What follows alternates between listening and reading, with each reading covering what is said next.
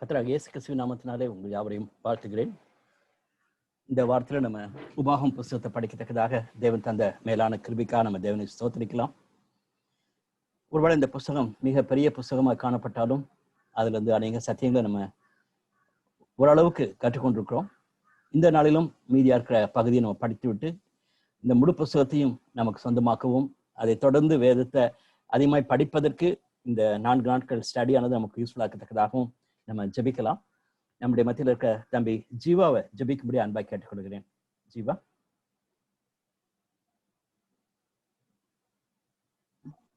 அப்போ கேக்குமா?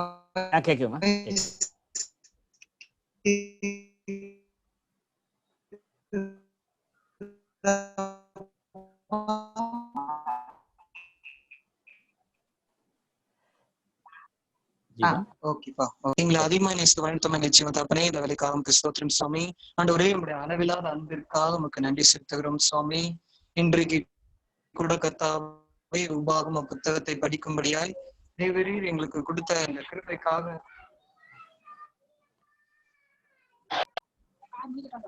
அப்பா வாய்ஸ் கேக்குதா? கேக்குதுமா? கேக்குது. சாரிப்பா எங்களை அதிகமாக தகப்பனே இந்த வேலைக்காக ஸ்தோத்திரம் சுவாமி. ஆண்டவரே இன்றைக்கும் உபாகமம் புத்தகத்தை படிக்கும்படியாய் நீர் கொடுத்த இந்த கிருபைகளுக்காக உமக்கு நன்றி செலுத்துகிறோம் அப்பா. ஆண்டவரே இன்றைக்கு கூட கடைசி நாளாக நாங்க இதை படிக்க போகிறோம். ஆண்டவரே நீங்க கொடுத்த இந்த வித்தியாசமான அனுபவத்துக்காக உமக்கு நன்றி செலுத்துகிறோம் சுவாமி. ஆண்டவரே நிறைய டைம்ல ஆண்டவரே சில விஷயங்களை நாங்க பார்க்க மறந்துடுறோம் சுவாமி. சில விஷயங்களை அப்படி சும்மா வெறுமனே படிச்சுட்டு போயிடுறோம் சுவாமி. ஆனால் நீரோ கர்த்தாவே ஆண்டவரே ஒரு ஓவர் வியூலயே ஆண்டவரே எங்களோட சிந்தனைகளை தூண்டும்படியாய் நீர் கொடுத்த இந்த கிருபைக்காக உமக்கு நன்றி செலுத்துகிறோம் சுவாமி. ஆண்டவரே வெறுமனே படித்து விட்டு விடாதபடிக்கு ஆண்டவரே இன்றைக்கான ஸ்டடி நாங்க இன்னும் ஆண்டவரை படிக்க எங்களை ஊக்குவிக்க தேவரீர் எங்களுக்கு கிருபை தரும்படியா நாங்க ஜெபிக்கிறோம் சுவாமி. நிறைய டைம்ல கர்த்தாவே உபாகமம், லேவியராகமம், என்னாகம் மாதிரியான புஸ்தகங்களை நாங்க படிக்க மறக்கிறோம் சுவாமி. ஆனா அந்த புத்தகத்தின் மூலமாய் நீர் எங்களோடு கூட இடைப்படுகிறீர் என்பதை தெரிந்து கொள்ள தேவரீர் நீங்க கொடுத்த இந்த வாய்ப்புக்காக நன்றி செலுத்துகிறோம். ஆண்டவரே எங்களுக்காக நன்றி செலுத்துகிறோம் சுவாமி. ஆண்டவரே உங்களுடைய தாசர்களை எடுத்து நீங்க பயன்படுத்தி இந்த லாக்டவுன் பீரியட ஆண்டவரே யூஸ்ஃபுல்லா மாத்தி தரதுக்காக உங்களுக்கு நன்றி செலுத்துகிறோம் சுவாமி. ஒரு விஷயம் கர்த்தாவே இன்னைக்கு நடக்க போற ஸ்டடியிலும் உங்களுடைய கரம் எங்க கூட இருக்கட்டும். தேவரீர் கர்த்தாவே பெரிய காரியங்களை எங்களுக்கு கற்றுத்தரும்படியாய் ஆண்டவரே எங்களுடைய கண்களை திறந்தருளும்படியா நாங்க ஜெபிக்கிறோம் சுவாமி. ஆண்டவரே புத்தகத்தை வெறுமனே படித்து போய்விடாதபடிக்கு ஆண்டவரே இதை தொடர்ந்து ஸ்டடி பண்றதுக்கு எங்களுக்கு கிருபை தரும் சுவாமி. ஆண்டவரே நாட் ஒன்லி ஸ்டடி சுவாமி, அதை அப்ளிகேஷன் பார்ட்ல கொண்டு வரவும் ஆண்டவரே அதை எங்களுடைய அடுத்த ஜெனரேஷனுக்கு நாங்க கொண்டு போய் சேர்க்கவும் ஒரு தெளிவான ஒரு ஞானத்தை எங்களுக்கு நீ தரும்படியா நாங்க ஜெபிக்கிறோம் சுவாமி. உங்களுடைய வழி நடத்துதலுக்காக நன்றி செலுத்துகிறோம். ஒரு யூஸ்ஃபுல்லான இந்த டைம்லயும் அங்கிளை பரிசுத்த ஆவியான நீங்க எடுத்து பயன்படுத்தும்படியா நாங்க ஜெபிக்கிறோம் சுவாமி. ஸ்டடியினோட தொடக்கம் முதல் முடிவு வரை உங்களுடைய கரம் கூட இருக்கட்டும் சுவாமி. ஆண்டவரே வராத எங்களுடைய நண்பர்களையும் யூடியூப் மூலமா கேட்கிற எங்களுடைய நண்பர்களுக்காகவும் உங்களுடைய பாதத்துல வருகிறோம். ஆண்டவரே அவர்களுக்கும் இது பிரயோஜனம் உள்ளதாய் அமைய கிருபை தாரும். இன்றைக்கு கூட கர்த்தாவே இப்படியாய் நாங்க ஸ்டடிக்குள்ள கடந்து போகிறோம். தொடக்கம் முதல் முடிவு வரை நீர் பொறுப்பெடுத்துக் கொள்ளும். உம்முடைய வார்த்தைக்குள்ள அந்த வெளிப்பாட்டை நாங்கள் புரிந்து கொள்ளும் மனம் எங்களோடு கூட பேசும். எல்லாவற்றையும் திருப்பாதங்களுக்குள்ள ஒப்புக் கொடுக்கிறோம். மீட்பரும் அருமை ரட்சகருமாம் இயேசு கிறிஸ்துவின் இனிய நாமத்தினால் ஜெபிக்கிறேன் எங்க தகப்பனே பிதாவே. ஆமென். ஆமென். ஆமென். Thank you Jeeva. Thank you அப்பா. நம்ம திங்கட்கிழமை ஸ்டார்ட் பண்ணும் பொழுது இந்த உபாகம் புஸ்தகத்தினுடைய முக்கியத்துவத்தை குறித்து நம்ம பார்த்தோம். குறிப்பாக ஆண்டவராகிய இயேசு கிறிஸ்துவானவர் இந்த புஸ்தகத்திலிருந்து வசனங்களை கோட் பண்ணதாகவும் 17 புஸ்தகங்கள் புதிய ஏற்பாட்டினுடைய புஸ்தகங்கள் கிட்டத்தட்ட 80 ரெஃபரன்சஸ் எடுத்து வைத்திருக்கிறாங்க. அது மட்டும் இல்லாதபடிக்கு பழைய ஏற்பாட்டுக்கும் உபாகமும் ஒரு மிக முக்கியமான ஒரு புஸ்தகம் என்று நம்ம பார்க்கிறோம். இன்னைக்கு கூட டாக்டர் காட்வின்ட்ட பேசிட்டு இருக்கும் பொழுது அதை நான் சொன்னேன். டாக்டர் காட்வின் அடிக்கடி ஞாபகப்படுத்துறது உபாகமம் சரித்திர புஸ்தகத்துக்கும் சரி தீர்க்கதரிசன புஸ்தகங்களுக்கும் அடிப்படையா இருக்கக்கூடிய புஸ்தகம் என்று சொல்லுவார். லேவியராகமத்துல கொடுக்கப்பட்ட காரியங்களை தெளிவாக மோசஸ் உபாகமத்தில் எழுதி வைத்து விட்டு இதுதான் உங்களுடைய பேஸ், இதுதான் உங்களுடைய முக்கியமான ஒரு மெட்டீரியல்னு சொல்ல மாதிரி அவர் கொடுத்திருக்கிறார்.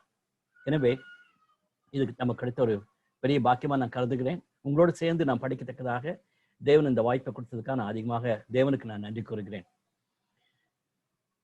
துவக்க வேளையிலும் நம்ம இதுல காணப்படக்கூடிய வினைச்சொற்களை பார்த்தோம், வேர்ப்ஸ். அதே மாதிரி லாவை குறித்து, இந்த நியாயப்பிரமாணத்தை குறித்தாக உபயோகிக்கப்பட்ட மற்ற வார்த்தைகளையும் நம்ம கவனித்து பார்த்தோம். இந்த உபாகம புஸ்தகத்துல இருக்கிற தேவனை மகிமைப்படுத்தக்கூடிய காரியங்களை நம்ம குறிப்பிட்டு பார்த்தோம். முதலாவது அதிகாரத்துல மோசேயினுடைய தலைமைத்துவத்துல காணப்பட்ட காரியங்களை பார்த்தோம். அது நம்ம ஒவ்வொருவருக்குமே பிரயோஜனமா இருக்கக்கூடிய குறிப்புகளாக இருந்ததாக நம்ம கருதணும். அதை தொடர்ந்து 3 செய்திகளை கொண்டிருக்கிற, அல்லது மோசே கொடுத்த 3 பிரசங்கங்களை கொண்டிருக்கிற இந்த புஸ்தகத்தை நம்ம படித்து வருகிறோம். முதலாவது 4ஆம் அதிகாரம் 43ஆம் வசனத்தோட முடிகிறது. 5ஆம் அதிகாரம் 1ஆம் வசனத்திலிருந்து 26ஆம் வசனம் வரைக்கும் இருக்கிற பகுதியில வந்து கொடுக்கப்பட்டிருக்கிற இன்னும் தெளிவான, இன்னும் அதிகமாக கொடுக்கப்பட்டிருக்கிற இந்த செய்திகளை குறித்து நம்ம படித்து பார்த்தோம். தேவன் நமக்கு எதிர்பார்க்கக்கூடிய காரியம் என்ன என்பதை நம்ம பார்க்கும் பொழுது 6ஆம் அதிகாரத்தை முக்கியமா கருதி நம்ம படித்தோம். அதை தொடர்ந்து தேவனை நம்ம நினைவு கூறவும், இந்த ஆசீர்வாதத்தை நம்ம பெற்றுக்கொள்ளும் பொழுது எந்த காரணத்தை கொண்டும் அது வந்து நம்ம தேவனுடைய பிரசன்னத்தை விட்டு நம்ம தள்ளி போகக்கூடாது, சென்று விடக்கூடாது என்பதை ஒரு பெரிய எச்சரிப்பாக நம்ம பார்த்தோம். அந்த மக்கள் தேவனுக்கு விரோதமா பாவம் செய்த பொழுது எப்படி மோசே அவர்களுக்காக வேண்டிக் கொண்டார் என்பதையும் நமக்கு ஒரு பெரிய சந்தோஷத்தின் செய்தியாக, அல்லது நமக்கு ஒரு முன்மாதிரியின் செய்தியாக நம்ம பார்த்தோம். அதை முடிக்கும் பொழுது கால் டு கமிட்மெண்ட், இது தொடர்ச்சியாகவே இருக்க நம்ம பார்க்கலாம்.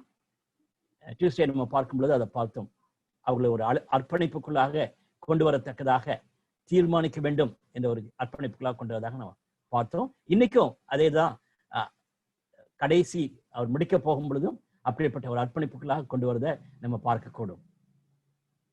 நேற்று பார்க்கும் பொழுது அந்த 15 அதிகாரங்களில் நம்ம பார்க்கும் பொழுது 12ஆம் அதிகாரத்திலிருந்து 26ஆம் அதிகாரம் வரைக்கும் இருக்கிற பகுதியில குறிப்பாக ஒவ்வொரு காரியத்தையும் நாம் செய்வதற்காக கொடுக்கப்பட்ட நியாயப்பிரமாணங்கள் என்ன, பிரமாணங்கள் என்ன என்பதையும் போடப்பட்டு நம்ம பார்க்கலாம். 10 கற்பனைகளை கொடுத்து அந்த ஜெனரலா இருக்க காரியங்களை குறித்து நம்ம டியூஸ்டே பார்த்தோம். பட் நேற்று வந்து ஸ்பெசிஃபிக்கா பார்க்கும் பொழுது நம்மளுடைய சடங்காச்சாரங்கள் காரியங்களிலே, அல்லது நம்மளுடைய அனுதின வாழ்க்கையிலே தொடர்ந்து தேவனோடு கூட இருக்கிற உறவுகளிலே நம்ம செய்ய, ஆராதனை வேலையில செய்ய வேண்டிய காரியங்கள் என்றெல்லாம் பிரமாணங்கள் கொடுக்கப்பட்டதை நம்ம பார்த்தோம். இந்த சமுதாயத்துல வாழும் பொழுது நம்ம ஃபாலோ பண்ண வேண்டிய பிரமாணங்கள் என்ன என்பதை தேவன் திட்டமாக, தெளிவாக, ரொம்ப மைன்யூட் டீட்டெயிலாக கொடுக்கதான் நம்ம பார்த்தோம். யாத்திராகமும் லேவியராகமத்துல கொடுக்காத ஒரு சில கருத்துக்களும் இருக்கிறது. இது இல்லாதபடிக்கு அதிகமான காரியங்கள் லேவியராகமத்தில் இருக்குது என்பதையும் நம்ம நேற்று பார்த்தோம். அது மட்டும் இல்லாம நம்ம ஆண்டவராகிய இயேசுவானவர் இந்த நியாயப்பிரமாணத்தை குறித்து திட்டமாக மலைப்பிரசங்கத்துல குறிப்பிட்ட பகுதியை நம்ம பார்த்தோம். அதிலும் குறிப்பாக 21ஆம் வசனத்துல மத்தேயு 5:21 பார்க்கிறோம், இப்படியா எழுதப்பட்டிருக்கிறது, நீங்கள் கேள்விப்பட்டிருக்கிறீர்கள், ஆனால் நான் உங்களுக்கு சொல்கிறேன்னு சொல்லிட்டு அவர் ஒரு சீரீஸ் ஆஃப் பாயிண்ட்ஸ் சொல்லிட்டு போறதை நம்ம பார்க்கலாம். அதுக்கு முன்பாக இருக்கிற அந்த இன்ட்ரடக்ஷனை நேற்று நம்ம பார்த்தோம். முடிக்கும் பொழுது 26ஆம் அதிகாரம், எப்படி 6ஆம் அதிகாரம் மிக முக்கியமான அதிகாரம், வேத வசனத்துக்கு முக்கியத்துவம் கொடுத்தோமோ அதே மாதிரி 26ஆம் அதிகாரம் தேவனாகிய கர்த்தர் என்ற சொல்ல 14 முறை கொடுக்கப்பட்டு அவருக்கு நாம் எவ்வளவாக கீழ்ப்படிய வேண்டும், அவரை நேசிக்க வேண்டும் என்பதை பார்த்து முடித்தோம். அதிகமாக நான் தேவனை ஸ்தோத்திரிக்கிறேன். இந்த புத்தகத்தை முடிக்கிறதுக்கு இன்னும் சில அதிகாரங்கள் உண்டு. 8 அதிகாரங்களை நம்ம இன்னைக்கு வேகமாக பார்க்க வேண்டும். இன்னும் அநேக தலைப்புகளை பார்க்கலாம். பட் குறிப்பாக நான் இந்த 4 தலைப்புகளில உங்களோட கூட பகிர்ந்து கொள்ளணும்னு சொல்லி ஆசைப்படுகிறேன். 27ஆம் அதிகாரம் கண்டிப்பாகவே ஒரு வித்தியாசமான ஒரு அதிகாரமா காணப்படுகிறது. அதுல கமெண்டேட்டர்ஸ் என்ன சொல்றாங்கன்னா, அதுல கொடுக்கப்பட்ட காரியங்களை நம்ம பார்க்கும் பொழுது தனியா நிக்கிற மாதிரி தெரியுது. 26ஆம் அதிகாரத்துக்கு பிறகு ஒரு தனியா நிக்கிற மாதிரி ஒரு காணப்பட்டாலும் கூட அதனுடைய அர்த்தம் என்னவென்றால், கொடுக்கப்பட்ட உடன்படிக்கைய நம்ம எல்லாரும் ரினியூ பண்ணிக்கொள்ளணும் என்ற ஒரு சவாலை கொடுத்து விட்டு பிளெஸிங்ஸையும் கர்சஸையும் கொடுக்கிறார், சாபத்தையும். அதே சமயத்துல தேவனை நம்ம பின்பற்றி போகாம இருந்தோம்னா வரக்கூடிய ஆசீர்வாதங்கள் என்னெல்லாம் இழந்து போவோம் என்பதையும் குறிப்பிட்டு சொன்னதாக நம்ம பார்க்கலாம். அதற்கு முன்பாக அந்த ரினியூவலை குறித்து பேசுகிறார் என்று பார்க்கக்கூடும். கடைசியாக அவருடைய அந்த மோசஸனுடைய காலம் முடிந்து யோசுவாவுடைய காலத்துக்கு கொடுக்கிறதுக்கு முன்பாக ரொம்ப அழகாக அதை கொண்டு போகிறார். லீடர்ஷிப் டிரான்ஸ்லேஷன் கொண்டு போறதை நம்ம பார்க்கலாம். அதற்கு முன்பாக மறுபடியும் அந்த உடன்படிக்கையை ஞாபகப்படுத்தினதாக நம்ம பார்க்கிறோம். அதனாலதான் அந்த 27ஆம் அதிகாரம் அந்த இடத்துல வேண்டியதானா அல்லது ஏன் அந்த இடத்துல வந்துச்சுன்னு சொல்லிட்டு ஒரு சில கமெண்டேட்டர்ஸ் கேட்கிறாங்க. நம்ம அதை கவனமா படிக்கும் பொழுது அதை நம்ம உணர முடியும். இந்த 8 அதிகாரங்களை படிக்கும் பொழுது எனக்கு முக்கியமா கண்ட பகுதி டியூட்ரானமி 32. அது மோசஸுடைய பாடல். இந்த காலங்களில் நமக்கு பாடல் என்று சொன்ன உடனே அதிகமாக அந்த ஒரு மியூசிக் தான் முக்கியத்துவம் கொடுக்குற மொழிய அந்த மாதிரி ஒரு செய்திக்கு முக்கியத்துவம் கொடுத்ததாக குறைஞ்சு கொண்டே போறதை நம்ம பார்க்கலாம். என்னதான் அவங்களும் பைபிள் வாசனம் தான் கோட் பண்றாங்க சொல்லி நம்ம சொல்றோம், ஆனாலும் கூட கருத்தான பாடல்களை கேட்கவும் அந்த பாடல் நம்முடைய மனசுல நின்று நமக்கு எப்பெல்லாம் பிரச்சனை வருகிறதோ அது ஆறுதலாகவும் நமக்கு அது வழிநடத்தக்கூடிய பாடல்களாக இருக்கிறதா என்று நம்ம யோசித்து பார்க்கணும். பழைய பாட்டுல பாடல்கள் மிக முக்கியமானதா காண்கிறோம். மோசஸ் இவ்வளவு தூரத்துக்கு சொல்லிவிட்டு, மோசே இவ்வளவு தூரத்துக்கு அவங்களுக்கு டீச் பண்ணிட்டு ஒரு அருமையான ஒரு பாடலையும் அவருக்கு விட்டு செல்லுகிறார். அதை அவங்க அப்படியே பாடிக்கிட்டே இருக்கணும். எப்பெல்லாம் நினைக்கிறாங்களோ அதை அப்படியே பாடக்கூடிய அளவுக்கு அந்த பாடல் இருக்கிறத நம்ம பார்க்கலாம். எனவே இன்னைக்கு ஒரு முக்கியமான ஒரு செய்தி என்னன்னா, பாடலுக்கு முக்கியத்துவம் கொடுக்கணும்னு சொல்லி நான் விரும்புகிறேன். நம்ம நாளே சொல்லியிருக்கேன், இந்த வருஷத்தினுடைய துவக்கத்துல என்னுடைய குவைட் டைம் எனக்கு அனுதின காலை தியானத்துக்காகன்னு சொல்லிட்டு நான் திட்டமிட்ட பொழுது பல காரியங்கள் யோசிச்சு பார்த்தேன். இதெல்லாம் வாசிக்கணும், இதெல்லாம் நாம தியானிப்பதற்காக வைக்கணும்னு சொல்லிட்டு. அதுல ஒரு புஸ்தகம் என்னன்னா, பழைய கீர்த்தனைகளை எழுதின ஆக்கியோர்களை பற்றியும் அதனுடைய பின்னணியத்தை பற்றியும் இருக்கக்கூடிய ஒரு புஸ்தகம். கோத்தகிரி ஈஜெப்ட்ல இருக்கக்கூடிய டாக்டர் மார்டின் சொல்லி அந்த அண்ணன் எனக்கு கிஃப்டா அந்த புக்கை கொடுத்தாங்க. ஜனவரி 1ஆம் தேதி இந்த உபயோகித்துக் கொண்டிருக்கிறேன். டெய்லி அதுல இருந்து ஒரு நாள் இருக்கிற அந்த தியானம், ஒரு கீர்த்தனை குறித்தான ஒரு தியானம் மிக ஆச்சரியமா இருக்கிறது. கிட்டத்தட்ட ஒரு 200 ஆண்டுகளுக்கு முன்பாக பிறந்து இருந்தவங்க அல்லது ஒரு 150 ஆண்டுகளுக்கு முன்பாக ஊழியத்துக்கு வந்த மக்கள், அவங்களை குறித்தெல்லாம் பார்க்கும் பொழுது ஆச்சரியமா இருக்கு. அவங்களுடைய பாடல்கள்லாம் இன்னைக்கும் தமிழ்நாட்டுல மற்றும் அப்பம் கொலம்புன்னு சொல்லுவாங்க, ஸ்ரீலங்கால தேவனுடைய மனிதர்களா வாழ்ந்து எழுதின பழைய பாடல்களை அதனுடைய அர்த்தத்தை வைத்து எழுதும் இந்த ஒரு பாஸ்டர் போட்டிருக்காரு. அதுல குறிப்பிட்டு சொல்லும்போது சொல்லுவார், இந்த பழைய பாடல் வேத வசனத்தின் அடிப்படையில தமிழ் மியூசிக் ஏத்த மாதிரி அழகாக எழுதப்பட்ட காரியங்கள் எல்லாம் அவங்க ஹைலைட் பண்ணி போட்டிருப்பாரு. எனக்கு மிகுந்த சந்தோஷம். ஒருவேளை நமக்கு அப்படிப்பட்ட பாடல்கள் எழுதுறதுக்கு தாழ்ந்து இல்லாம இருக்கலாம், ஆனா அப்படிப்பட்ட கருத்தான பாடல்களை நம்ம கான்ஸ்டன்டா நினைக்கிறதும் பாடுவதும் மிக அவசியம். இப்போ மோசஸுடைய அந்த பாடலில ஒரு பகுதியை நம்ம கேட்க போகிறோம். தம்பி சாமுவேல்னு சொல்லிட்டு ஹொசூர் ஈஜிப்ட்ல இருந்து அவங்க பைபிள் ஸ்டடி வாஞ்சியா கலந்து கொள்வாங்க. அவங்களுடைய அந்த ரீடிங் நம்ம இப்ப கேட்கலாம். உபாகமம் 32. வானங்களே செவிக்குடுங்கள், நான் பேசுவேன். பூமியே என் வாய்மொழிகளை கேட்பாயாக. மழையானது இளம் பயிரின் மேல் பொழிவது போல என் உபதேசம் பொழியும். பனித்துளிகள் புல்லின் மேல் இறங்குவது போல என் வசனம் இறங்கும். கர்த்தருடைய நாமத்தை பிரசித்தம் பண்ணுவேன். நம்முடைய தேவனுக்கு மகத்துவத்தை செலுத்துங்கள். அவர் கன்மலை, அவர் கிரியை உத்தமமானது, அவர் வழிகளெல்லாம் நியாயம். அவர் நியாயக்கேடு இல்லாத சத்தியமுள்ள தேவன், அவர் நீதியும் செம்மையுமானவர். அவர்களோ தங்களை கெடுத்து கொண்டார்கள். அவர்கள் அவருடைய பிள்ளைகளை அல்ல, இதுவே அவர்கள் காரியம். அவர்கள் மாறுபாடும் தாறுமாறும் உள்ள சந்ததியார். விவேகமில்லாத மதிக்கெட்ட ஜனங்களே, இப்படியாய் கர்த்தருக்கு பதில் எழுப்பீர்கள்? உன்னை ஆட்கொண்ட பிதா அவரல்லவோ? உன்னை உண்டாக்கின உன்னை நிலைப்படுத்தினவர் அவரல்லவோ? பூர்வ நாட்களின் நினை, தலைமுறை தலைமுறையாய் சென்ற வருஷங்களை கவனித்துப்பார். உன் தகப்பனை கேள், அவன் உனக்கு அறிவிப்பான். உன் மூப்பர்களை கேள், அவர்கள் உனக்கு சொல்வார்கள். உன்னதமானவர் ஜாதிகளுக்கு சுதந்திரங்களை பங்கிட்டு ஆதாமின் புத்திரரை வெவ்வேறாக பிரித்த காலத்தில் இஸ்ரவேல் புத்திரருடைய தொகைக்கு தக்கதாய் சர்வ ஜனங்களின் எல்லைகளை திட்டம் பண்ணினார். கர்த்தருடைய ஜனமே அவருடைய பங்கு, யாக்கோபு அவருடைய சுதந்திரத்தின் விதம். பாழான நிலத்திலும் ஊழையிடுதலுள்ள வெறுமையான அவாந்தர வெளியிலும் அவர் அவனை கண்டுபிடித்தார். அவனை நடத்தினார், அவனை உணர்த்தினார், அவனை தமது கண்மணி போல காத்தருளினார். கழுகு தன் கூட்டை கலைத்து தன் குஞ்சுகளின் மேல் அசைவாடி தன் செட்டைகளை விரித்து அவைகளை எடுத்து அவைகளை தன் செட்டைகளின் மேல் சுமந்து கொண்டு போகிறது போல கர்த்தர் ஒருவரே அவனை வழி நடத்தினார். அந்நிய தேவன் அவரோடு இருந்ததில்லை. ஆமென். I really appreciate Sam. He's a very young graduate, ஒரு engineering graduate. ஹொசூர் ஈஜிப்ட்ல இருக்காரு. நம்ம இந்த பகுதிக்குள்ளாக போவதற்கு முன்பாக இந்த 3 பிரசங்கங்களிலும் முதலாவது பிரசங்கத்தை நம்ம 4ஆம் அதிகாரம் 43ஆம் வசனம் வரைக்கும் பார்த்தோம். அதன் பின்பு 26ஆம் அதிகாரம் வரைக்கும் இருக்கிற 2வது பிரசங்கம். அடுத்து 27ஆம் வசனத்துக்கு பின்பாக நம்ம பார்க்கும் பொழுதும் பார்க்கலாம். பின்பு மோசே இஸ்ரவேலின் மூப்பர்களோடு இருக்கையில் ஜனங்களை நோக்கி என்று நம்ம அவங்களுக்கு சொல்ல கேட்ட காரியங்கள்ல இந்த 3 பிரசங்கங்களையும் பார்க்கும் பொழுது எத்தனையோ காரியங்களை அவர் ஹைலைட் பண்ணி சொன்னதாக ஒரு பக்தன் குறிப்பிட்டு சொல்லுகிறார். That's very important. தேவனுடைய உண்மையின் தன்மையை பற்றி the faithfulness of God அதிகமாக கொடுக்கப்படுகிறது. உங்களை தேவன் தெரிந்து கொண்டு இவ்வளவு தூரத்துக்கு வழிநடத்தும் பொழுது அவர் இவ்வளவு தூரத்துக்கு உண்மையா இருக்கிறார். இந்த கவனன்ட்ல அதான் மிக முக்கியமான ஒரு காரியம். இப்ப அதை ரினியூ பண்ண போறார்.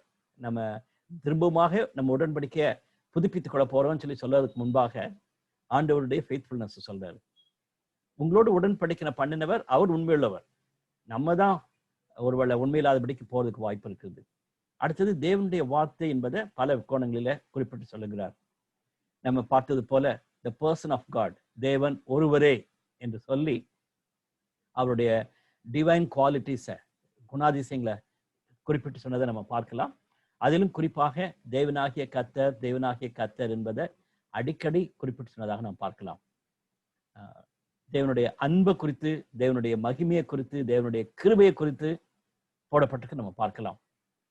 நேற்று நம்ம பார்க்க முடியல. 18ஆம் அதிகாரம் ஒருவேளை நம்ம படிப்போம்னு நினைக்கிறேன். 18ஆம் அதிகாரம் 15 வசனத்துக்கு பின்பாக நம்ம பார்க்கும் பொழுது உங்களிலிருந்து ஒரு தீர்க்கதரிசியை, என்னை போல ஒரு தீர்க்கதரிசியை எழுப்புவார் என்ற ஒரு ப்ராஃபட்டிக்கல் வாய்ஸாக இன்னும் நடக்க போற ஒரு காரியத்தை அவர் குறிப்பிட்டு சொன்னதாக நாம் பார்க்கலாம். அது ஆண்டவராகிய இயேசு கிறிஸ்துவுக்குள்ளே நிறைவேறதை நம்ம பார்க்க முடியும். தேவனுடைய சித்தத்தை பற்றி அவர் பேசுகிறார். அதே சமயத்துல ராஜாக்களே இல்லாத பொழுதும் ராஜாக்கள் வர போறாங்க என்பதை குறித்து, அவங்க எப்படி நடக்க வேண்டும் என்ற குறித்தும் நம்ம பார்த்தோம். 17ஆம் அதிகாரத்துல குறிப்பிட்ட சில காரியங்கள் போடப்பட்டிருக்கிறது. எப்படி ஆண்டவர் குறித்து அதிகமாக போடப்பட்டிருக்கிறதோ அதே போல ஆண்டவருடைய ஜனமாகிய நீங்கள் எப்படி இருக்கணும், பீப்புள் ஆஃப் காட் எப்படி இருக்கணும் என்ற சத்தியத்தையும் அதிகமான விதங்களிலே தேவனால் தெரிந்து கொள்ளப்பட்ட சந்ததி என்று குறிப்பிட்டு பேசுவதாக நாம் பார்க்கலாம். நீங்களும் நேரம் எடுத்து நீங்க படிச்சு பார்க்கும் பொழுது கண்டிப்பாகவே தேவனுடைய பெர்ஸ்பெக்டிவ்ல இந்த உபாகமத்துல எத்தனை காரியங்கள் வெளிப்படுகிறது நம்ம பார்க்கும் பொழுது அதிகமாக நம்ம தேவனை ஸ்தோத்திரிப்பதற்கு, தேவனை தேவனுடைய சிந்தையை மையமாக வைத்து நம்முடைய கிறிஸ்தவ வாழ்க்கையும் ஊழியத்தையும் நடத்துவதற்கு பிரயோஜனமாக காணப்படும். நான் அதுதான் மறுபடியும் நான் சொல்லிக்கிட்டே இருக்கேன்.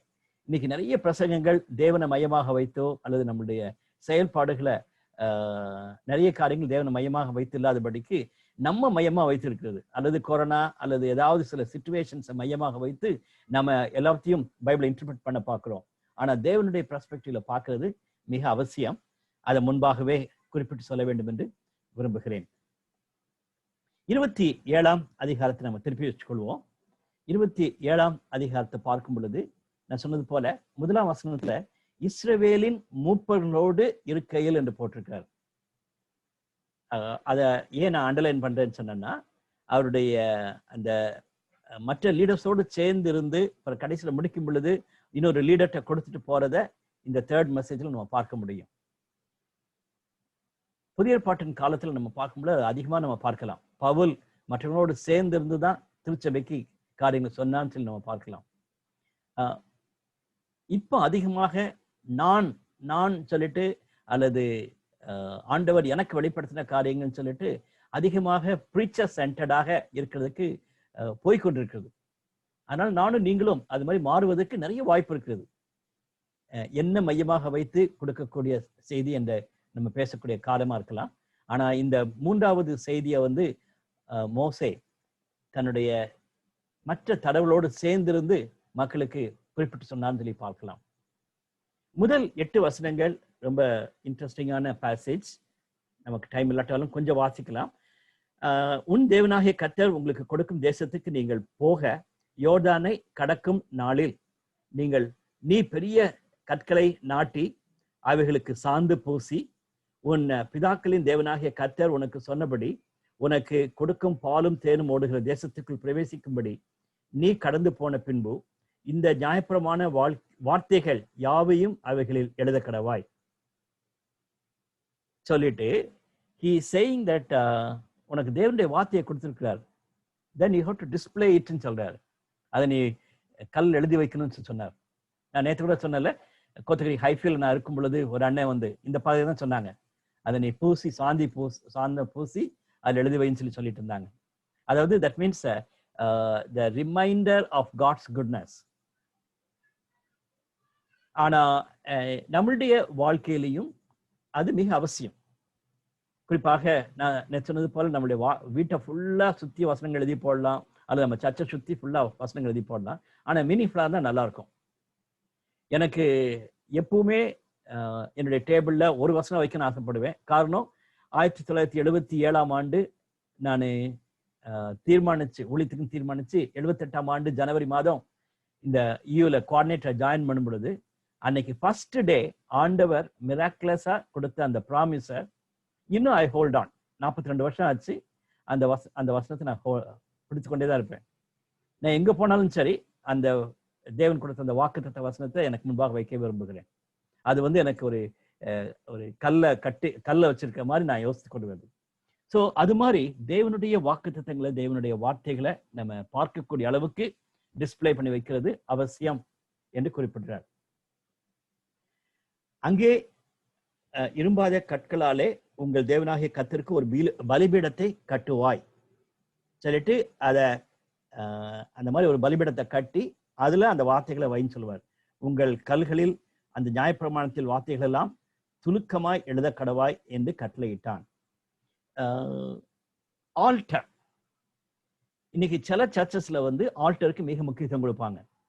அது ஆல்டர் வந்து மிக பரிசுத்தமான இடம், நம்ம ஜஸ்ட் லைக் தட் யாரும் போக முடியாது, ஒன்லி பாஸ்டர்ஸ் கேன் கோ இன்சைட்னு சொல்ல மாதிரி ஆல்டர்ஸ் வச்சிருப்பாங்க. ஒரு சில இடத்துல வந்து எல்லா இடத்துலையுமே ஆண்டவர் இருக்காரு, அதனால நமக்கு ஆல்டர்னு ஒன்று வேண்டியதில்லை சொல்லி ஒரு சில சபையில இருக்கக்கூடும். அது எப்படி இருந்தாலும் சரி, நீங்க என்ன சர்ச் பேக்ரவுண்ட்ல வந்திருக்கீங்களோ அதுக்கேற்ற மாதிரி நீங்க அதை நடந்து கொள்ளுங்க. ஆனா நமக்கு பலிபீடம் என்ற ஒரு எண்ணம் தேவை. பழைய ஏற்பாட்டுல அந்த பலிபீடம் என்ற இடம் சொல்லும் பொழுது தேவனுடைய பிரசன்னத்தை உணரக்கூடிய ஒரு இடம்.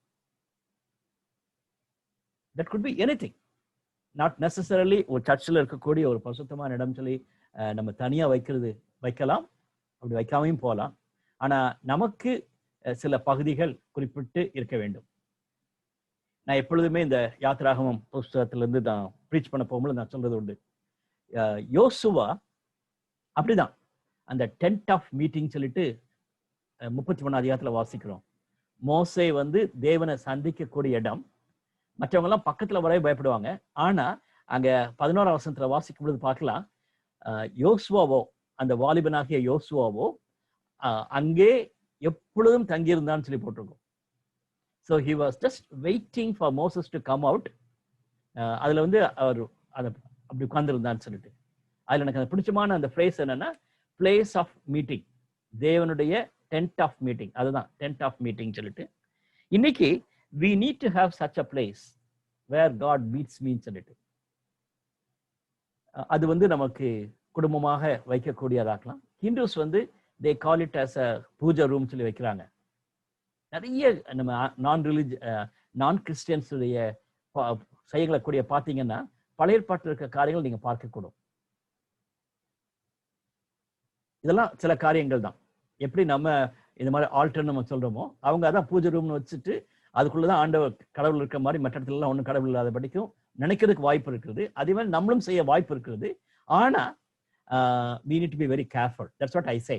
நம்மளுடைய தேவனுடைய பிரசன்னத்தை உணரக்கூடிய இடங்களை நம்ம யோசிக்கிறது நல்லது. அடுத்தது 9ஆம் வசனத்துக்கு பின்பாக பார்க்கும் பொழுது திட்டமாகவே மோசே இப்ப தனியா இருக்கார். 9ஆம் வசனத்துல மோசே லேவியராகிய ஆசாரியர்களோடு கூட இருக்கையில் இஸ்ரவேலை எல்லாரையும் நோக்கின்னு சொல்லிட்டு அவர் ஜெனரலா எல்லா லீடர்ஸோடு இல்லாதபடிக்கு இப்போ லேவியரோடு கூட சேர்ந்திருந்து he started pronouncing. அதை சொல்ல சொல்ல சொல்ல சொல்ல மக்கள் ஒவ்வொருவரும் ரெஸ்பாண்ட் பண்ணணும். நீங்க பைபிள்ல பாத்தீங்கன்னா ஆமேன் ஆமேன் ஆமேன் சொல்றது திரும்ப திரும்ப வரதை நீங்க பார்க்கலாம். இதை நம்ம செய்யாம போனோம்னா நம்ம சபிக்கப்பட்டவன், ஆமேன் அப்படியே ஆக கிடவது சொல்லிட்டு அவங்க சொல்லணும். So they were making a response சொல்லிட்டு இங்க பார்க்கிறோம். அது நிமித்தமாக தேவனுக்கு முன்பாக மறுபடியுமாக தங்களுடைய உடன்படிக்கையை ரினியூ பண்ணி கொண்டாங்கன்னு சொல்லிட்டு நம்ம பார்க்கிறோம். அதனாலதான் நான் முன்னால பேசும்பொழுது சொன்னேன், இந்த 27ஆம் அதிகாரம் வரும்பொழுது நம்ம ஒரு காரியத்தை பார்க்க போறோம். 2 மலைகளை குறித்து போடப்பட்டிருக்கிறது. ஒண்ணு ஆசீர்வாதத்தை கொடுக்கக்கூடிய மலைன்னு சொல்லிட்டு கெர்சீம் மலை 12ஆம் வசனத்துல. கெர்சீம் மலையில ஒரு சில கோத்திரங்கள் நில்லுங்க, அதெல்லாம் நம்ம ஆசீர்வாதத்தை பற்றி சொல்ல போறது. அடுத்த பக்கம் சாபத்தை கூறக்கூடிய ஏபால் மலையில் சொல்லிட்டு ஒரு சில கோத்திரத்தார் நிப்பாட்டி அது ஒரு சம்திங் லைக் ஒரு இமேஜரி மாதிரி.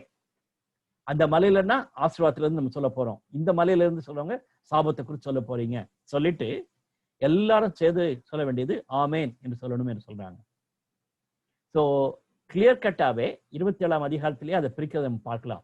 ஆசீர்வாதத்துக்கும் சாபத்திற்கும் 2 இடைவெளிகள், ஒரு பெரிய இடைவெளி கொடுத்துட்டு 2 மலைகளில் நின்று அவங்க அந்த உடன்படிக்கையை ஏற்றுக்கொண்டதாக, அந்த உடன்படிக்கையை புதுப்பித்ததாக 27ஆம் அதிகாரத்துல வாசிக்கிறோம். 28ஆம் அதிகாரத்திலிருந்து 29ஆம் அதிகாரம் 1ஆம் வசனம் வரைக்கும் நம்ம சேர்க்கலாம். நீங்க NIV யூஸ் பண்ணிட்டு இருந்தீங்கன்னா உங்களுக்கு பார்த்த உடனே தெரியும்.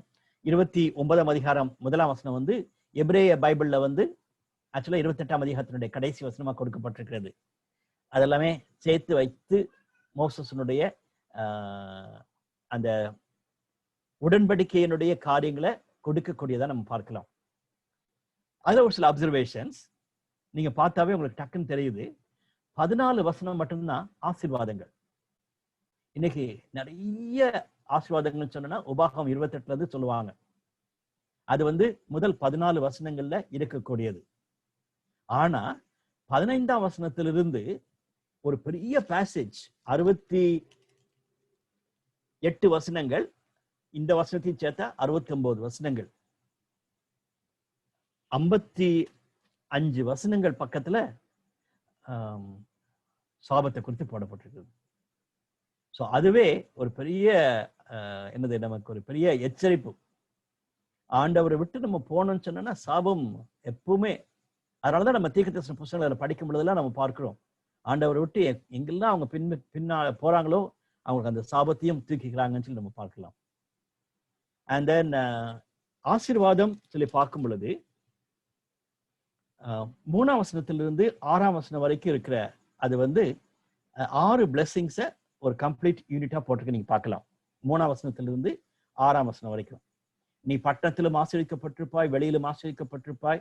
உன் கற்பத்தின் கனியும் உன் நிலத்தின் கனியும் உன் மாடுகளின் பெருக்கமும் உன் ஆடுகளின் மந்தையுமாகிய உன் மிருக ஜீவன்களின் பலமும் ஆசீர்வதிக்கப்பட்டிருக்கும். உன் கூடையும் மாப்பிசகிற உன் தொட்டியும் ஆசீர்வதிக்கப்பட்டிருக்கும். நீ வருகையிலும் ஆசீர்வதிக்கப்பட்டிருப்பாய், நீ போகையிலும் ஆசீர்வதிக்கப்பட்டிருப்பாய் என்பது 3ஆம் வசனத்திலிருந்து 6ஆம் வசனம் வரைக்கும் இருக்கிற அது it's like a poem, it's like a blessing. நீங்க இங்கிலீஷ் பைபிள் வச்சிருந்தீங்கன்னா இட் இஸ் சம்திங் லைக் ஒரு தனியா இருக்கக்கூடிய ஒரு போயமா இருக்கிறத நீங்க பார்க்கலாம். நம்ம புதிய ஏற்பாட்டில் படிக்கும் பொழுதும் பவுலுடைய ரைட்டிங்ஸ்ல பிலிப்பியர் 2ஆம் அதிகாரம் 5ஆம் வசனத்திலிருந்து 11ஆம் வசனம் வரைக்கும் இருக்கிறது ஒரு போயம் மாதிரி. நமக்கு தமிழ்ல அது ப்ரோஸ் மாதிரி இருக்குது, அது அப்படியே கொடுக்கப்பட்டதான் நம்ம பார்க்க முடியும். ஆனா இந்த அதிகாரத்தை படிக்கும் பொழுது கண்டிப்பாகவே லிட்ரரி கான்டெக்ஸ்ட் பார்க்கணும். இந்த லிட்ரரியை பார்க்கும் பொழுது of course not very easy, but I just wanted to tell you. இதே தான் பின்னால 16ஆம் வசனத்திலிருந்து 19ஆம் வசனம் வரைக்கும் இருக்கிற பகுதியை பார்க்கும் பொழுது ஜஸ்ட் ஆப்போசிட். நீ பட்டணத்திலும் சபிக்கப்பட்டிருப்பாய், வெளியிலும் சபிக்கப்பட்டிருப்பாய், உன் கூடையும் மாப்பிரசக தொட்டியும் சபிக்கப்பட்டிருக்கும், உன் கற்பத்தின் கனி சபிக்கப்பட்டிருக்கும், உன் வருகையிலும் சபிக்கப்பட்டிருப்பாய், உன் போகையிலும் சபிக்கப்பட்டிருப்பாய். ஸோ எக்ஸாக்டா 3 to 6 ஆப்போசிட் டு 16 to 19 அப்படி இருக்கிறத நீங்க பார்க்கலாம். மீதி இருக்கிற வசனங்களை நம்ம பார்க்கும் பொழுது வெரி இன்ட்ரெஸ்டிங் அப்சர்வேஷன். ஒரு கமெண்டேட்டர் போடும்போது ரொம்ப அழகா போடுகிறார். 7ஆம் அதிகாரம் ஒரு தாட்டை கொடுக்கிறது, உன்னுடைய சத்துருக்களை பற்றி போட்டிருக்கிறது. 8ஆம் அதிகாரம் உன்னுடைய வீட்டை பற்றி போட்டிருக்கிறது. 9ஆம் அதிகாரம் தேவனுக்கு முன்பாக கூடியது, நீ உன் தேவனாக கர்த்தருடைய கட்டளை கை கொண்டு என்று தேவனை குறித்து போடப்பட்டிருக்கிறது. பிறகு 10ஆம் வசனத்தை பார்த்தீங்கன்னா தேவனை குறித்து போடப்பட்டிருக்கிறது. 11ஆம் வசனம் டொமஸ்டிக் போயிடும். அண்ட் 12b வந்து பார்த்தீங்கன்னா மறுபடியும் நீ அநேகம் ஜாதிகளுக்கு கடன் கொடுப்பாய், நீயோ கடன் வாங்காதிருப்பாய், ஜாதிகளை குறித்து போடப்பட்டிருக்கிறோம். எப்படி ஒரு இது போயமா இருக்கிறதுனால it is written like that. நமக்கும் இங்கிலீஷ் போயமா இருந்தாலும் சரி, தமிழ் போயமா இருந்தாலும் சரி, அந்த லிட்ரரி ஃபார்ம்ல வித்தியாசமா கொடுக்கப்பட்டிருக்கு நம்ம பார்த்து அறிந்திருக்கிறோம். ஸோ இந்த ஆசீர்வாதங்களையும் சரி சாபங்களையும் நம்ம பார்க்கும் பொழுது அப்படி ஒரு கண்ணத்தோட படிக்க வேண்டும் என்பதுதான் நான் உங்களுக்கு ஹைலைட் பண்ணி சொல்ல விரும்புகிறேன்.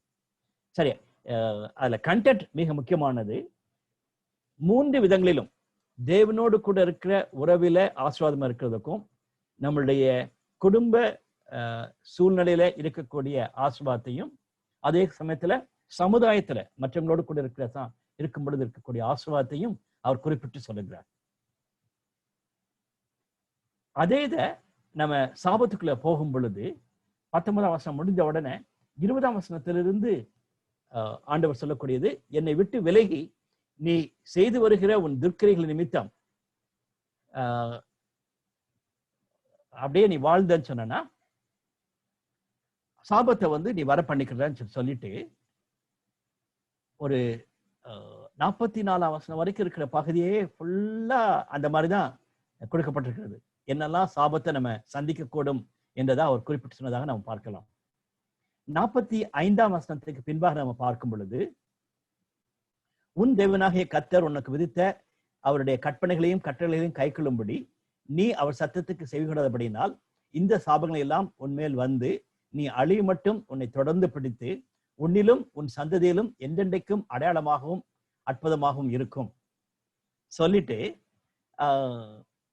சகலமும் பரிபூர்ணமாகலால் நீ மனமகிழ்ச்சியோடும் களிப்போடும் உன் தேவனாகிய கர்த்தரை சேவியா போனது நிமித்தம் சகலமும் குறைவுபட்டு சொல்லிட்டு திரும்ப பெரிய சாபத்தை 2வது முறையாக 57ஆம் வசனம் வரைக்கும் கொடுக்கப்பட்டிருக்க நீங்க பார்க்கலாம். அடுத்தது 58ஆம் வசனத்துக்கு பிறகு திரும்பவும் உன் தேவனாகிய கர்த்தர் என்ன மகிமையும் பயங்கரமான நாமத்திற்கு பயப்படும்படிக்கு நீ இந்த புஸ்தகத்தில் எழுதியிருக்கிற இந்த நியாயப்பிரமாண வார்த்தையின்படியெல்லாம் நடக்க கவனமாய் இராவிட்டால் கர்த்தர் நீங்காத பெரிய வாதைகளும் நீங்காத கொடிய ரோகங்களும் உன்னையும் உன் சந்ததியும் அதிசயமாய் வாதித்து, சரியா, அதிசயமாய் வழிநடத்தின ஆண்டவர் அதிசயமாய் வாதிப்பான்னு சொல்லி போட்டிருக்கிறது. இன்னைக்கு கொரோனா நாட்கள்ல அதுதான் சொல்றாங்க.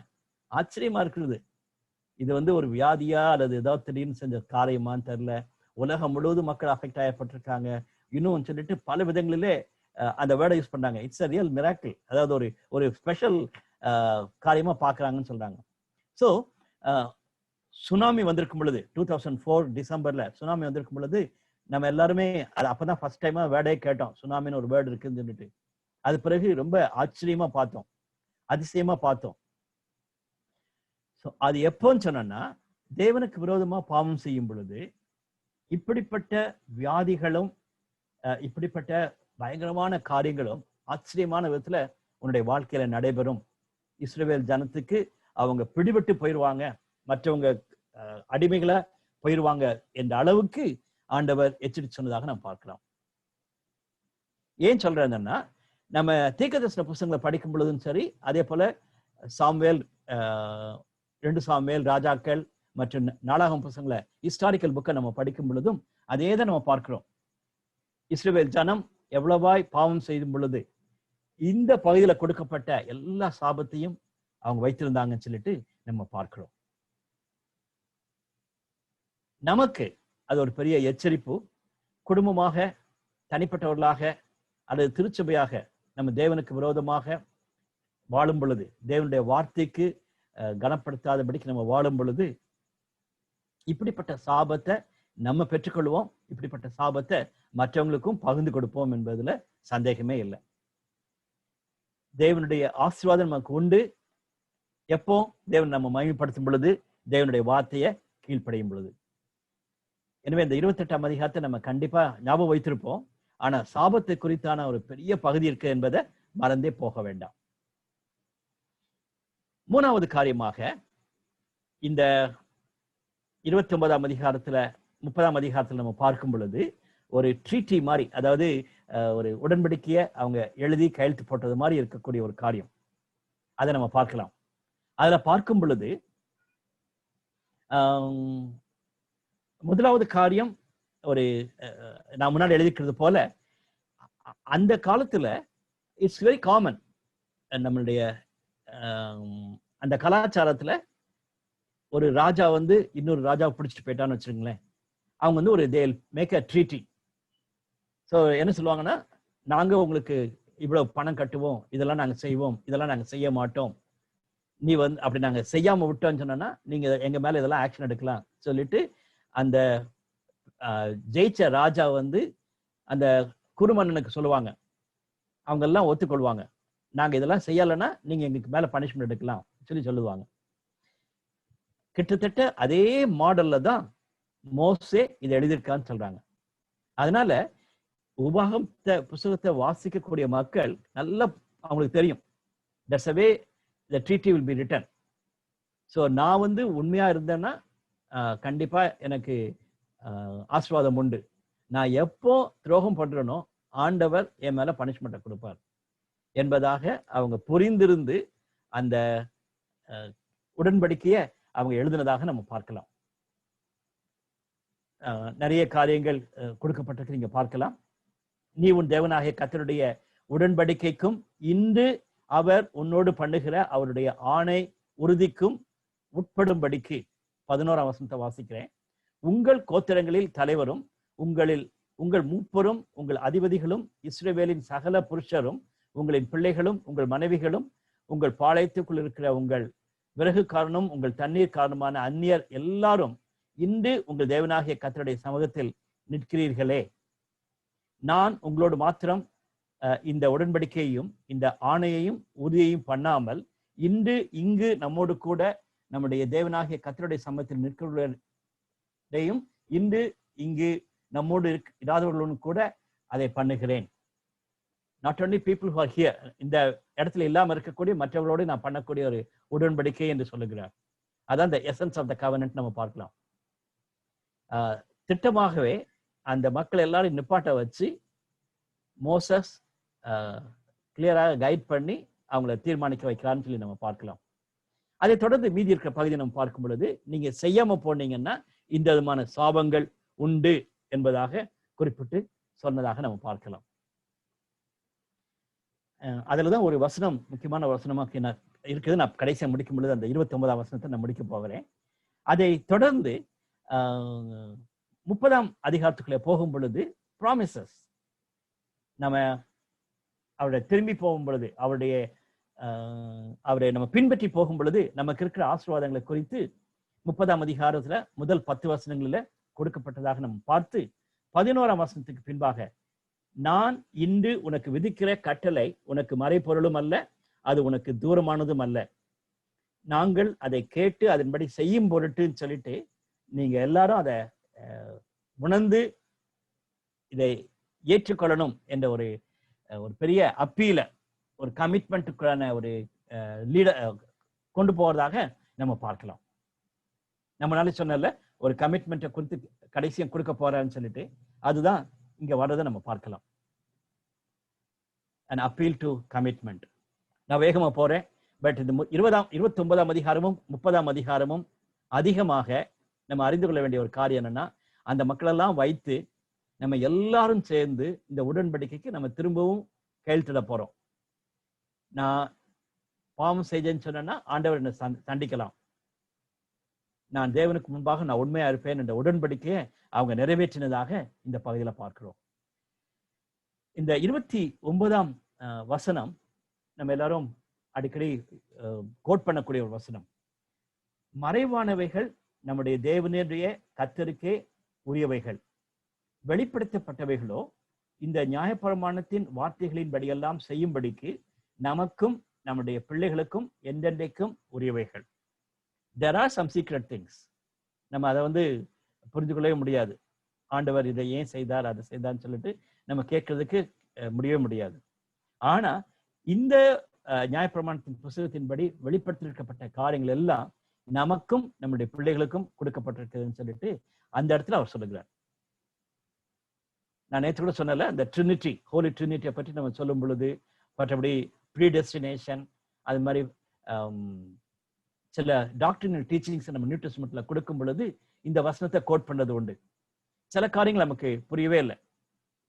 ஆனா தேவன் நிறைய காரியங்களை தன்னுடைய குமாரனாகிய இயேசு கிறிஸ்து மூலமாக, அவருடைய வார்த்தையின் மூலமாக நமக்கு வெளிப்பாட்டியிருக்கிறார். அவர் மகத்துவமுள்ள தேவன், சர்வ உலகத்தையும் படைத்து ஆளுகை செய்யக்கூடிய சாவரின் காட். அவரை நம்ம சாதாரணமா புரிஞ்சு கொள்ள முடியாது. அப்படிப்பட்ட மகத்துவமுள்ள தேவன் மறைவானவர்களை வைத்திருக்கிறார். ஆனா நமக்கு குமாரன் மூலமாக, அவருடைய வசனத்தின் மூலமாக வெளிப்படுத்தின காரியங்களை இங்க சொன்னது போல நியாயப்பிரமாணத்துல கொடுக்கப்பட்ட வார்த்தைகளை நம்ம ஏற்றுக்கொள்ள வேண்டும். நமக்கும் நம்முடைய பிள்ளைகளுக்கும் என்றென்றைக்கும் உரியது என்பதை மறந்து போகாதபடிக்கு தீர்மானிக்கணும் என்று சொல்லுகிறார்.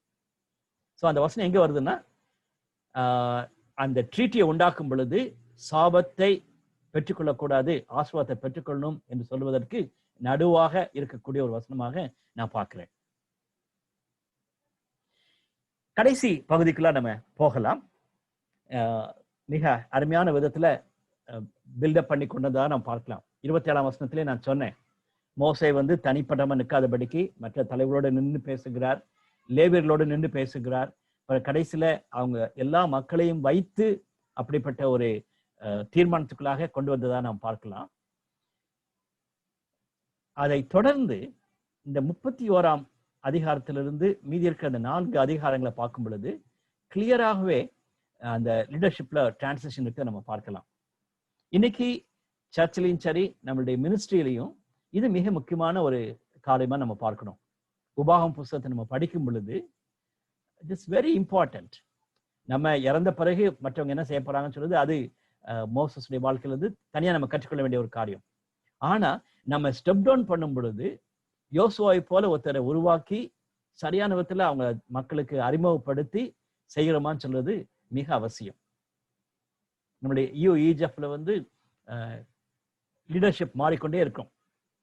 சர்ச்சஸ்ல இப்ப மாறிட்டாங்க, பிஷப் மாறுறாங்க, அது மாதிரி சர்ச் கமிட்டிஸ்ல லீடர்ஷிப் மாறுறாங்க. ஆனா இந்த லீடர்ஷிப் டிரான்சிஷன் சொல்றது மிக முக்கியமான ஒரு காரியம். அதை குறித்து நீங்க கண்டிப்பா நீங்க யோசிக்கணும்னு ஆசைப்படுகிறேன். இந்த 4 அதிகாரங்களை நம்ம அதிகமா நம்ம படிக்கும் பொழுது அது நமக்கு யூஸ்ஃபுல்லா இருக்கும். இந்த பைபிள் ஸ்டடியில இருக்க நிறைய பேர் லீடர்ஷிப் பொசிஷன்ல இருந்தவங்க, இருக்கக்கூடியவங்க, இன்னும் ஒரு சிலர் லீடர்ஷிப் பொசிஷனுக்கு வர வேண்டியவங்க. அப்படி இருக்கும் பொழுது you need to think of very clearly successive leadership. அதை நமக்கு ஒரு பொறுப்பு கொடுத்தப்ப அதை செஞ்சு முடிச்சுட்டு போனோம்னு சொல்லி இருக்கக்கூடாது. அது எப்படி நம்ம ப்ராப்பரா மற்றவங்களுக்கு கொடுக்கிறோம் என்பதை நிறைய பாயிண்ட்ஸ் இருக்கிறது. நான் குயிக்கா ஹைலைட் பண்ண விரும்புகிறேன். முதல் பகுதியில யோசுவாவை அவர் அறிமுகப்படுத்துவதை நம்ம பார்க்கலாம். அவர் ஏன் இந்த நீடு வந்துச்சுன்னு சொல்றாரு. நான் இந்த 120 வயதுள்ளவனானேன், இனி நான் போக்கும் வரத்து இருக்கக்கூடாது, இந்த யோர்தானை விட்டு கடந்து போவதில்லை என்று கர்த்தர் என்னோட சொல்லி இருக்கிறார். இது 3வது முறை சொல்றார். ஆண்டவர் முன்னாலே சொல்லிட்டாரு, I am not going to be with you in Canaan. சொல்லிவிட்டு உன் தேவனாகிய கர்த்தர்தாமே உனக்கு முன்பாக கடந்து போவார், அவரே உன்னை முன்னின்று அந்த தேசத்தாரை அழிப்பார், நீ அவர்கள் தேசத்தை சுதந்திரிப்பாய், கர்த்தர் சொன்னபடியே யோசுவா உனக்கு முன்பாக கடந்து போவான். வெரி பியூட்டிஃபுல்லி he says, ஆண்டவர் உன்னோட கூட இருக்க போறார். அதை தொடர்ந்து யோசுவா he is going to be the leader சொல்லி சொல்றாரு. 8ஆம் வசனத்தை பாருங்க, கர்த்தர் தாமே உனக்கு முன்பாக போகிறவர், அவர் உன்னோட இருப்பார், அவர் உன்னை விட்டு விலகுவதும் இல்லை, உன்னை கைவிடுவதும் இல்லை, நீ பயப்படவும் கலங்கவும் வேண்டாம். இது மக்களுக்கு ஆண்டவர் சொன்ன காரியம். அதே போல யோசுவாவுக்கும் அவர் சொன்ன காரியம் அப்படிதான். கர்த்தர் அவர்களை உன்னை நீங்கள் பலன் கொண்டு திடமனதா இருங்கள், உன் தேவனாகிய கர்த்தர் தாமே உன்னோடு கூட வருகிறார், அவர் உன்னை விட்டு விலகுவதும் இல்லை, உன்னை கைவிடுவதும் இல்லை என்று சொன்னான் என்று மக்களுக்கும் அவர் குறிப்பிட்டு சொல்லுகிறார். அதே போல யோசுவாவுக்கும் குறிப்பிட்டு சொன்னதாக நாம் பார்க்கலாம்.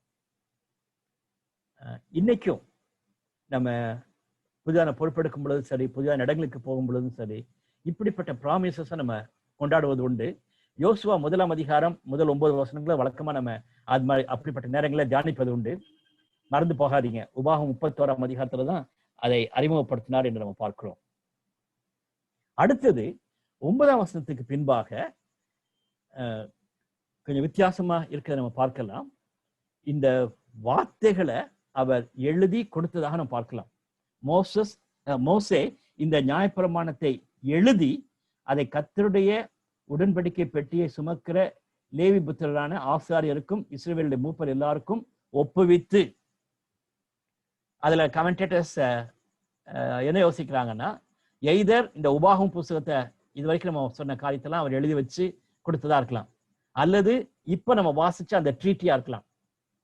இந்த உடன்படிக்கையை அவர் ரினியூ பண்ணக்கூடிய ஒரு ட்ரீட்டியா இருக்க சான்சஸ் அது, அல்லது மோஸ்ட் ப்ராபபிளி இந்த 5 ஆகமங்களையும் மோசஸ் எழுதியிருக்கிறதுனால அவர் எல்லாவற்றையும் தன்னுடைய ஃபியூச்சர் ஜெனரேஷனுக்கு விட்டு செல்கிறார் என்று நம்ம பார்க்கலாம். கடைசியாக யோசுவாவை அழைப்பித்து அவரை அன்னைக்கு அபிஷேகித்தாங்கன்னு சொல்லி பார்க்கலாம். 22ஆம் வசனம், அன்றைக்கு மோசே அப்பாடலை எழுதி அதை இஸ்ரவேலின் புத்திரருக்கு படிப்பித்தான். அவர் நூனின் குமாரனாகிய யோசுவாவை நோக்கி, நீ பெலன் கொண்டு திடமனதாயிரு, இஸ்ரவேல் புத்திரருக்கு நான் ஆணையிட்டு கொடுத்த தேசத்தில் நீ அவர்களை நடத்தி கொண்டு போவாய், நான் உன்னோடு இருப்பேன் என்று கட்டளையிட்டார். ஒரு நல்ல ஒரு வாக்குத்தத்தத்தை கொடுத்து யோசுவாவை உறுதிப்படுத்தினார் என்று நம்ம பார்க்கலாம். Dear brothers and sisters, நம்மளும் இந்த ஊழியத்தை நிறைவேற்றி வரும் பொழுது கண்டிப்பாகவே we need to think of raising leaders. நிறைய தலைவர்கள் நமக்கு தேவை. ஒருவேளை அந்த பொறுப்பெடுக்கக்கூடிய பிஷப் அல்லது ஜெனரல் செக்ரட்டரி, அந்த மாதிரி ஒரு பிரசிடென்ட், அப்படிப்பட்ட ஒரு பொறுப்பெடுக்கக்கூடிய தலைவர்கள் மட்டும் கிடையாது, பல விதங்களிலே தலைமைத்துவம் எடுக்கக்கூடிய மக்கள் நமக்கு தேவை. மோசையை போல, யோசுவாவை எழுப்பினது போல நம்மளும் கண்டிப்பாக செய்ய வேண்டும். அடுத்தது நான் சொன்ன மாதிரி மோசையுடைய பாடல் 32ஆம் அதிகாரத்துக்கு போவதற்கு முன்பாகவே இந்த கடைசி பகுதியிலேயே அந்த பாடல் வரதை நம்ம பார்க்கலாம். அவர் 32ஆம் வசனத்திலே வாசிச்சோம், மோசஸ் அந்த பாடலை எழுதினான்னு சொல்லிட்டு.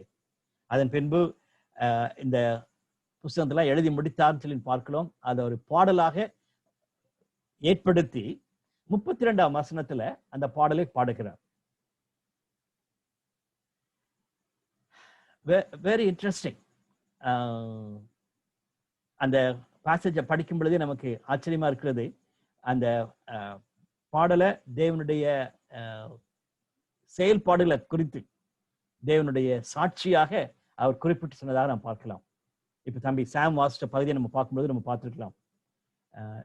நான் எப்படி உன்னை தெரிந்து கொண்டேன், பாழான நிலத்திலும் அவாந்திர வழியிலிருந்து உன்னை கண்டுபிடித்தார், உன்னை நடத்தினார், அவனை உணர்த்தினார், அவனை தனது கண்மணியை போல காத்து தள்ளினான்னு சொல்லும் பொழுது இஸ்ரவேல் ஜனத்தை பற்றி தான் அவர் குறிப்பிட்டு சொன்னதாக நாம் பார்க்கலாம். அதே மாதிரி கழுகுகளை தன் சட்டையில தூக்கிட்டு போனது மாதிரி சொல்லப்பட்டிருக்க நீங்க பார்க்கலாம். உன்னை ஜனிப்பித்த கண்மலை நீ நினையாமற் போய் உன்னை பெற்ற தேவனை மறந்தாய். எச்சரிப்பின் சத்தத்தையும் அந்த பாடலோடு கூட சேர்த்து கொண்டு போயிட்டே இருக்க பார்க்கலாம். அவர்கள் யோசனை கெட்ட ஜாதி, அவர்களுக்கு உணர்வில்லை என்று கோவப்படுத இந்த பாடல் முழுவதுமாக தேவனை விரோதித்த மக்கள் எவ்வளவு கஷ்டப்படுவாங்க என்பதையும் எச்சரித்து கொடுத்தப்பட்ட வார்த்தையாக 47ஆம் வசனம் வரைக்கும் நம்ம பார்க்கலாம். 32ஆம் அதிகாரம் 48ஆம் வசனத்துல, அந்த நாளில் தானே கர்த்தர் மோசேயை நோக்கி நீ அப்ரீம் மலைக்கு போ என்று சொல்லுகிறார். அதனால அவர் கடைசியா அந்த பாடலை பாடி முடித்து அவர் அங்கிருந்து புறப்பட்டு போறான்னு சொல்லி நம்ம பார்க்கலாம். 33ஆம் அதிகாரத்தை அந்தந்த ஜனங்களுக்கு அவங்களுடைய ஜாதிகள் படி, அவங்களுடைய ஒவ்வொரு கோத்திரத்தின் படி அவங்களுக்கு ஆசீர்வாதத்தை கொடுக்கலான்னு சொல்லி பார்க்கலாம். எப்படி யாக்கோபு வந்து அந்தந்த கோத்திரங்களுக்கு கொடுத்தாரோ ஆதியாகமத்தில் வாசிக்கிறோமோ, அதே மாதிரி மோசேயும் இந்த மக்களுக்கு சுருக்கமாக ஆசீர்வாதத்தை கொடுத்ததாக நம்ம பார்க்கலாம். 26ஆம் வசனத்திலிருந்து 29ஆம் வசனம் வரைக்கும் கடைசியா இருக்கக்கூடியது, அதுதான் மோசேயா சொன்ன கடைசி வார்த்தைகள் என்று சொல்லலாம். ஜெஷூரனுடைய தேவனை போல் ஒருவரும் இல்லை. ஜெஷூரன் சொல்றது வந்து இஸ்ரவேலை தான் குறிப்பிடப்பட்டிருக்கிறது. அதுக்கு அர்த்தம் வந்து அப்ரைட் ஒன், நீதி நியாயத்தை விரும்பக்கூடியவன். ரொம்ப ஆச்சரியமா இருக்கும். இது வரைக்கும் நிறைய சாபத்தை கொடுத்துட்டு இவ்வளவு தூரத்துக்கு நீங்க ஆண்டவரை விட்டுட்டீங்கன்னா இந்த காரியங்கள் எல்லாம் உங்க மேல வந்துடும் சொல்லி சொன்னவர் கடைசி 4 வசனத்துல அவர் முடிக்க போற நேரத்துல ரொம்ப பாசிட்டிவா சொல்லி முடிக்கிறது நம்ம பார்க்கலாம். சொன்ன காரியம் இது ஒண்ணு, you are an upright one, உன்னுடைய தேவன் மாதிரி ஒத்துருமே கிடையாதுன்னு சொல்லிட்டு 27ஆம் வசனம், அனாதி தேவனே உனக்கு அடைக்கலம், அவருடைய நித்திய புயங்கள் உனக்கு ஆதாரம், அவர் உனக்கு முன்னின்று சத்துருக்களை துரத்தி அவர்களை அழித்து போடு என்று கட்டளையிட்டார். இஸ்ரவேல் சுகமாய் தனித்து வாசம் பண்ணுவான். யாக்கோபின் ஊற்றானது தானியமும் திராட்சரசமும் உள்ள தேசங்களில் இருக்கும். அவருடைய வானமும் பூமியும் பனியை பெய்யும். இஸ்ரவேலே நீ பாக்கியவான், கர்த்தரால் ரட்சிக்கப்பட்ட ஜனமே, உனக்கு ஒப்பானவன் யார்? உனக்கு சகாயம் செய்யும் கேடகமும் உனக்கு மகிமை பொருந்திய பட்டயமும் அவரே. உன் சத்துருக்கள் உனக்கு இச்சகம் பேசி அடங்குவார்கள், அவர்கள் மேடுகளை மிதிப்பாய் என்று சொன்னான். அவ்வளவுதான். முன்பாக தேவனுடைய வார்த்தையை அவர் பாடலாக பாடி முடித்தார். இப்போ கடைசியாக மோசே இதை அவங்களுக்கு பிளெஸிங்ஸாக சொல்லி முடித்ததா நாம் பார்க்கலாம். Beautiful, really beautiful. Dear brothers and sisters, ஒருவேளை இன்னைக்கு சாபத்தை குறித்து நிறைய இருக்குன்னு சொல்லிட்டு நான் சொன்னேன்.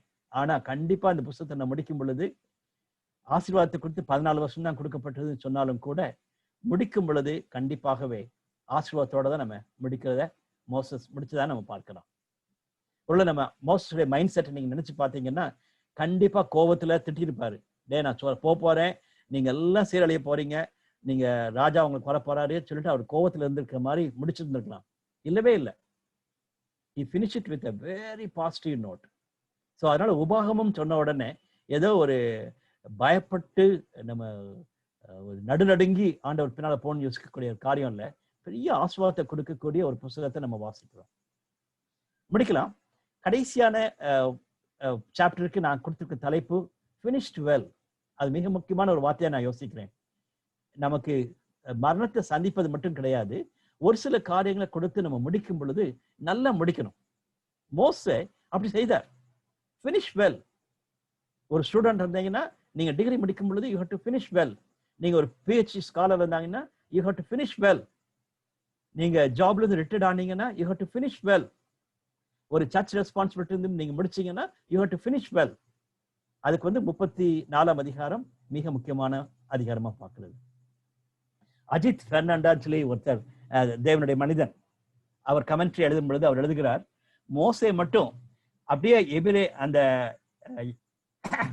எகிப்திலே இருந்திருந்தான்னு சொன்னா அவர் மரித்திருந்து ஒரு பெரிய டோம் கட்டியிருப்பாங்க. நமக்கு எல்லாருக்கும் தெரியும், எகிப்துல வந்து பெரிய பெரிய பிரமிட் கட்டுவாங்க. மோசஸ் அப்படி நல்ல ஒரு மனுஷனா வாழ்ந்து ஒரு பெரிய கிரியேட்டிவ் மனுஷனா இருந்திருப்பாரு. அப்படி இருந்திருந்தானா ஒரு டோம் தான் கட்டியிருப்பாங்க. ஆனா இங்க 7ஆம் வசனத்துல போட்டிருக்கிறது அவர் எங்க அடக்கம் பண்ணாங்கன்னே தெரியவே தெரியலையா. there is no tomb for him. ஆனா அவர் விட்டு போன இந்த 5 ஆகமங்கள் இன்னைக்கு ப்ரெஷஸா காணப்படுகிறது. ஸோ அஜித் பெர்னாண்டஸ் ரொம்ப அழகா சொல்லி முடிக்கிறார்.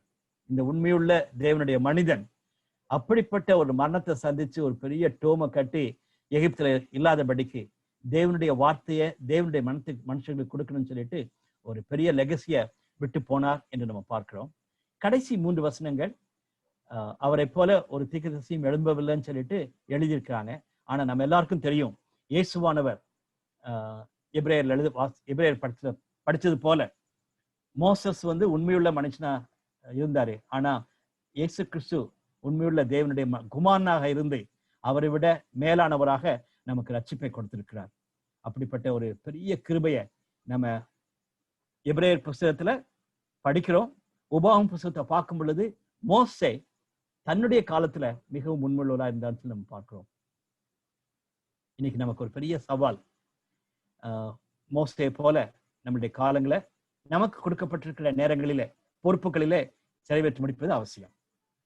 முதல் கேள்வி, what is my understanding of blessings? இந்த காலத்துல ஆசீர்வாதம் சொல்லிட்டு அள்ளி கொடுத்து கொண்டிருக்கிற கிறிஸ்தவ சமயத்துல நம்ம கவனமா யோசிக்க வேண்டிய ஒரு காரியம், வேதத்தின் அடிப்படையில ஆசீர்வாதம்னா என்னன்னு சொல்லிட்டு. ரெண்டாவது காரியம், தேவனுடைய மகிமையை குறித்து நான் மற்றவங்களுக்கு எப்படி சொல்றேன்? மோசஸ் இதை அருமையா விட்டுட்டு சொல்லுகிறார். நம்மளுடைய EU ஸ்டூடெண்ட்ஸ்க்கு, EGF மெம்பர்ஸ்க்கு, சர்ச் மெம்பர்ஸுக்கு, குடும்பத்தில் இருக்க மக்களுக்கு எப்படி சொல்றோம்னு சொல்லி யோசிச்சு பார்த்தா நல்லா இருக்கும். உபாகமம் புஸ்தகத்திலிருந்து நம்ம கற்றுக்கொண்ட பாடங்களையும் குறிச்சு வச்சோம்னா நமக்கு நல்லது. ஆண்டவர் தாமே அப்படிப்பட்ட கிருபையை நம்ம ஒவ்வொருவருக்கும் தருவாராக. ஜெபிக்கலாம். எங்கள் அன்பின் ஆண்டவரே, இந்த உபாகமம் புஸ்தகத்தை நாங்கள் வேகமாக படித்து முடித்தாலும் இந்த கடைசி பகுதியில மோசஸுடைய இதய துடிப்பை நாங்கள் பார்க்க முடிகிறது. ஆண்டவரே, ஒருவேளை எச்சரிப்பின் சத்தத்தை அதிகமாக கொடுத்தாலும் கூட மிகுந்த ஆசீர்வாதமான வார்த்தைகளோடு கூட அவர் முடித்துதான் நாங்கள் பார்க்கிறோம். தன்னுடைய பொறுப்பை அவர் நிறைவேற்றி முடிக்கும் பொழுது உண்மையும் உத்தமமுள்ள ஒரு ஊழியக்காரனாக, ஆண்டவரே நீர் அவரை தாசன் என்று அழைக்கக்கூடிய ஒரு தேவனுடைய மனுஷனாக அவர் வாழ்ந்ததை நாங்கள் பார்க்கிறோம். இந்த பைபிள் ஸ்டடியில் கலந்து கொண்டிருக்க நாங்கள் ஒவ்வொருவரும் அப்படியாய் அழைக்கப்படத்தக்கதாக எங்களுக்குள்ளே உண்மையை நீ கட்டளையிடலும். ஆண்டவரே, நாங்கள் எச்சரிக்கப்பட்ட காரியங்களை நாங்கள் கவனமாய் பின்பற்றவும், உண்மையை நாங்கள் மகிமைப்படுத்தவும், உண்மை பிரியப்படுத்தவும், மோசையை போல எங்களுடைய காலத்திலே எங்களுக்கு நீ கொடுத்திருக்க பொறுப்புகளை நிறைவேற்றி முடிக்கத்தக்கதாக நீர் எங்களுக்கு கிருபை பாராட்டும். தொடர்ந்து நாங்கள் அடுத்த மண்டே சந்திக்க வரைக்கும் உங்களுடைய பிரசன்னம் எங்களோடு கூட இருக்கட்டும். எல்லாவற்றையும் கர்த்தராகிய இயேசு கிறிஸ்துவின் ஜெபிக்கிறோம் நல்ல பிதாவே. ஆமென். ஆமென். ஆமென்.